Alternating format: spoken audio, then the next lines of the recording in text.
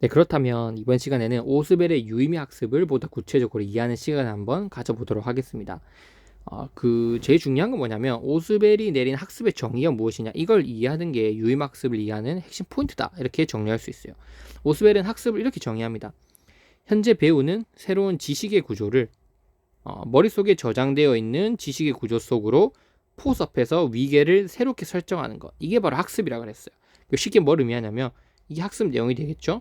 그리고 내가 이거를 머릿속에는 세모라는 인지 구조가 있다는 거예요. 내가 다양한 감각 기관을 통해서 이 학습 내용을 인지하겠죠.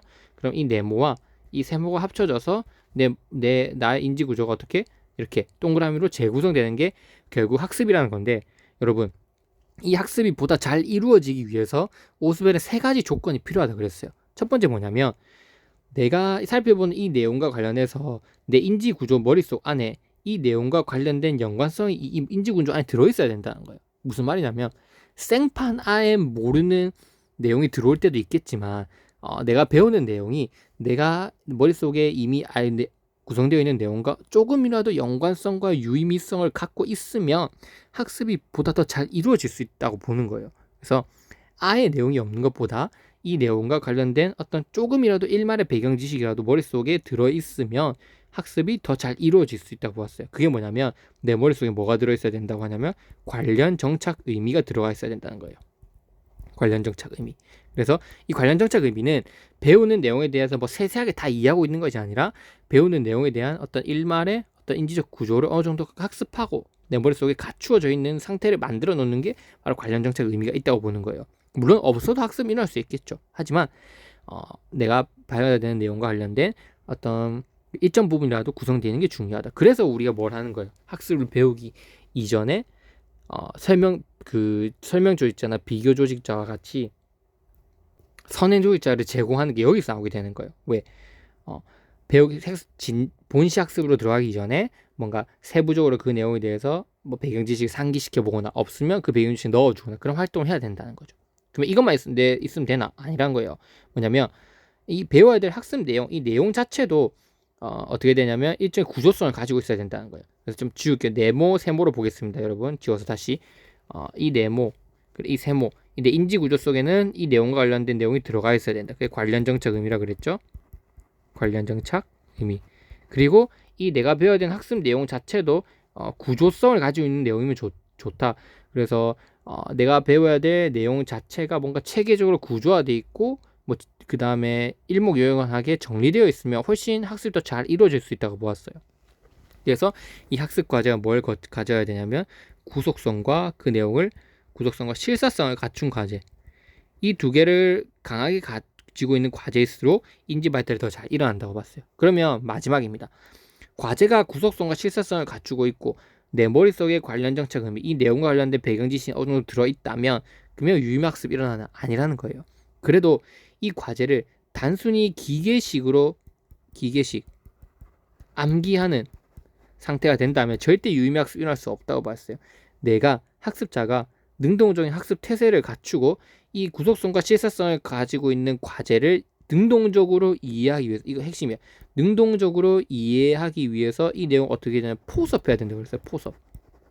즉 단순히 이 기계적으로 이 내용은 이런 거다 암기하는 게 아니라 이 내용은 이런 거구나 이해를 하고, 그리고 그 내용을 나 인지 구조 속에 스스로 정리해보고 이렇게 능동적으로 하는 과정이 일어난다면 유의미 학습이 발생하게 된다는 거예요.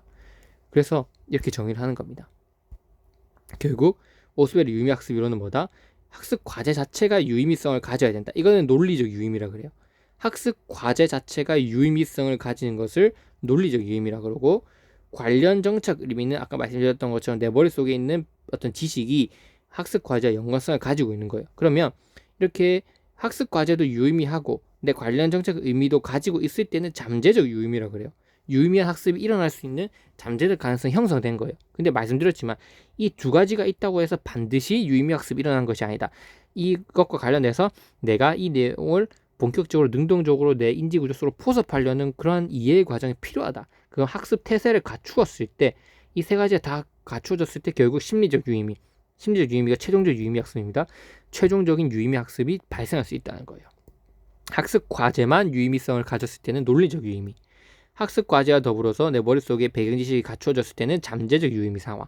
그 다음에 유의미한 학습 과제, 관련 정책, 의미, 학습 태세 모두 갖추었을 때는 심리적 유의미라 해서 최종적 유의미한 학습을 가지게 되는 과정이 마련될 수 있다. 이게 바로 오스벨의 유의미 학습의 핵심 포인트다라고 이렇게 정리를 할 수 있습니다.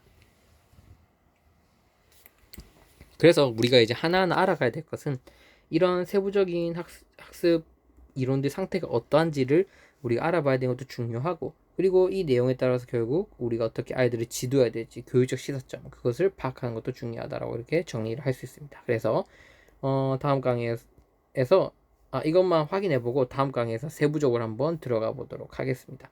그래서 과제 자체는 어떻다? 구속성과 시사성을 갖추고 있어야 된다.